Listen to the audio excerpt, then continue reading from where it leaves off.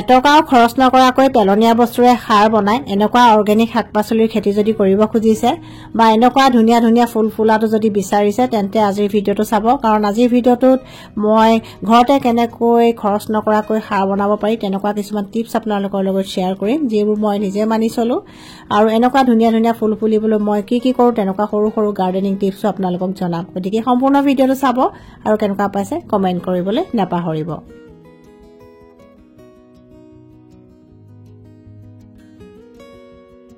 এইখিনি হৈছে চাইনিজ লাই শাক মই বেলতলা বজাৰৰ পৰা 3টা পুলি কিনি আনিছিলো আৰু ৰুই দিয়াৰ পিছতে দেখিছেনে কিমান ধুনীয়া চেহেৰা হৈছে মই মাত্ৰ কেঁচু সাৰহে দিছো শাক-পাচলিৰ খেতি মই আসলতে গ্ৰো বেগতে কৰো এয়া গ্ৰো বেগত মই উলকবি লগাইছো উলকবি অলপ ডাঙৰ হৈছে এয়া হৈছে পালেং শাকো মই কেইবাটাও গ্ৰো বেগত লগাইছো মাজে মাজে চিঙি আনি খাও বা উঠাই আনি খাও শাক-পাচলিৰ গুটি সিচাৰ আগতে মই মাটিখিনি প্ৰস্তুত কৰি লওঁ মাটিখিনিৰ লগত মই সদায় ভাৰ্মি কম্পোষ্ট বা কেঁচু সাৰ মিহলাই লওঁ তাৰ পিছত মই ঘৰতে বনোৱা ফ্ৰী লিকুইড ফাৰ্টিলাইজাৰ এটা ব্যৱহাৰ কৰো সেই ফাৰ্টিলাইজাৰটো কি মই আপোনালোকক দেখুৱাম প্ৰথমতে আমাৰ ঘৰৰ শাক-পাচলিবিলাক অলপমান চাই লওঁ এইখিনি হৈছে লেটুস বা সালাড পাত স্যান্ডউইচ বাৰ্গাৰ আদি বনাওঁতে লেটুস দিয়া বুলি হয়তো সকলোৱে জানে আজিকালি অসমতো ইয়াৰ খেতি কৰিবলৈ লোৱা হৈছে বৰ ধুনীয়াকৈ হয় অসমতো আৰু এইখিনি হৈছে আমাৰ সালাড পাত পালেং ধনিয়া এইবোৰ সব ঘৰৰে হয় এইটো গ্ৰো বেগত মই আলু ৰুইছো আলুৰ পাতবিলাকো কিন্তু মই ভাজি ভাজি খাওঁ খাবলৈ খুব ধুনীয়া হয় কেতিয়াবা কণীৰ লগত অমলেট বনাই খাবলৈ ভাল হয় আপোনালোকে যদি খাই পাইছে প্লিজ কমেন্ট কৰিবচোন এই 3টা গ্ৰো বেগত মই মূলাৰ গুটি সিঁচি দিছিলো মূলা শাক আসলতে সৰু সৰু পুলি হৈ থাকোতে খাবলৈ বেছি ভাল ডাঙৰ হলে টিটিকি ভাব এটা আহে আৰু এই সাইডৰ টাবটোত মই পদিনাৰ ঢাল কেইটামান ৰুই দিছিলো এটকাও খৰচ নকৰাকৈ পাকঘৰৰ পেলনীয়া বস্তুৰে কেনেকৈ লিকুইড ফাৰ্টিলাইজাৰ বনাব পাৰি আজি আপোনালোকক আকৌ এবাৰ মনত পেলাই দিওঁ বুলি ভাবিছো আগৰ কেইবাটা ভিডিঅ'ত মই কথাখিনি শ্বেয়াৰ কৰিছো কিন্তু যিসকলে চোৱা নাই তেওঁলোক নিশ্চয় উপকৃত হ'ব পিয়াজ আদা নহৰু বাকলিবিলাক মই কেতিয়াও পেলাই নিদিওঁ গোটাই থওঁ আৰু এনেকৈ গোটাই থোৱাৰ পিছত তাতে মই চাউল ধোৱা পানী বা দাইলৰ পানী মিক্স কৰি দিওঁ আৰু সেইখিনি 2-3 দিন মান ৰাখি থওঁ এটা কন্টেইনাৰ বা বাল্টিঙত ৰাখি থৈ দিওঁ 3 দিন মানৰ পিছত পনীয়া সাৰখিনি সেকনিয়াই সেকি লৈ পানীৰ লগত মিহলাই ডাইলুট কৰি বা পাতল কৰি গছৰ গুৰি তেনেকৈ দি যাওঁ ফুলটো দিওঁ আৰু মই শাক-পাচলিটো দিওঁ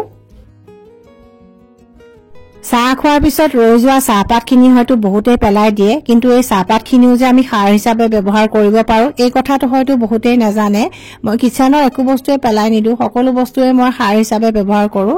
আৰু আমি যেতিয়া চাহ বনাই খাওঁ চাহ বনাই খোৱাৰ পিছত চাহপাতৰ লগত গাখীৰ বা আদা তেজপাত এনেকুৱা বস্তু মিহলি হৈ থাকে সেইখিনি কিন্তু সম্পূৰ্ণকৈ ধুই পৰিষ্কাৰ কৰি ল'ব লাগিব কাৰণ সেইবিলাক বস্তুৰ লগতে একেলগে যদি গছৰ গুৰি দি দিয়া যায় তেতিয়া গছত পোক লাগে বা অন্যান্য গছৰ বেমাৰবিলাক হোৱাৰ সম্ভাৱনা থাকে সেই কাৰণে চাহপাতখিনি ভালদৰে ধুই ল'ব লাগে যাতে একো বস্তু নাথাকে বিশেষকৈ মিঠাও থাকিব নালাগে চেনি তেনি মিহলি হৈ থাকিলে গছৰ কাৰণে বেয়া হয় সেই কাৰণে ভালদৰে ধুই ল'ব লাগে আৰু ধুই লোৱাৰ পিছত বহুতে শুকুৱাই থৈ দিয়ে শুকুৱাই থৈ বটলত ভৰাই থব পাৰে তেনেকৈ সাৰ হিচাপে ব্যৱহাৰ কৰিব পাৰে কিন্তু মই কি কৰো জানেনে ডাইৰেক্ট এনেকৈ গছৰ গুৰিত দি দিওঁ আৰু তেতিয়া বৰ ধুনীয়া হয় বিশেষকৈ গোলাপ জবা ফুল এনেকুৱা ফুলবিলাকৰ চেহেৰা খুব ভাল হয় গোলাপৰ কাৰণে চাহপাতটো বেষ্ট মানে সাৰ বুলি কোৱা হয়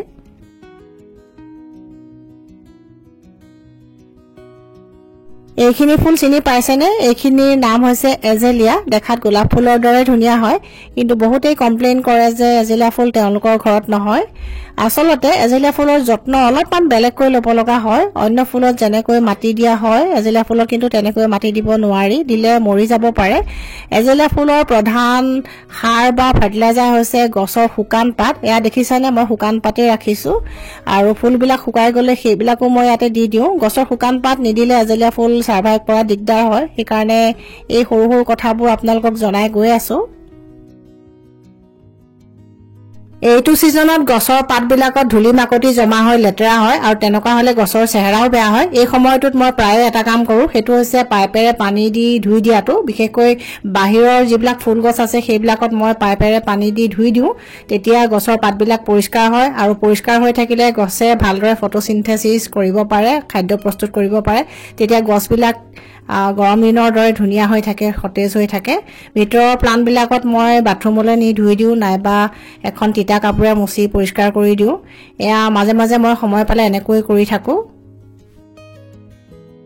ফুল ফুলাৰ পিছত শুকাই যোৱা ফুলবোৰ সাফা কৰি দিব লাগে বা কাটি দিব লাগে আৰু গছৰ শুকান পাতবিলাকো সাফা কৰি দিব লাগে কাৰণ শুকান পাত বা শুকান ফুল যদি গছত লাগি থাকে তেতিয়া নতুন নতুন ফুল সহজতে নহয় সেইকাৰণে হয়তো বহুতেই কয় যে তেওঁলোকৰ ঘৰত ফুলবিলাক ভালদৰে নুফুলে আচলতে এনেকুৱা সৰু সৰু কথাবোৰ যদি আমি মন নকৰো তেতিয়া আমাৰ ঘৰত ফুলবিলাক ভালদৰে নুফুলে